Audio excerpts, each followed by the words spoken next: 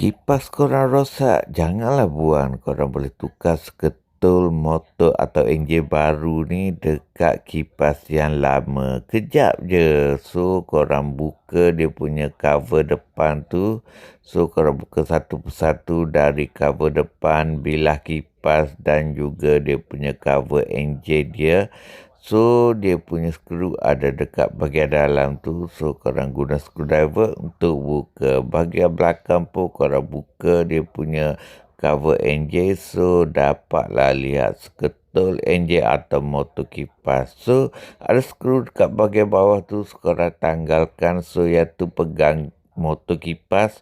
Dan untuk bahagian wire, korang buka dia punya cover bawah, dapatlah kerak dia punya wire untuk gantikan kepada kipas atau motor kipas yang baru.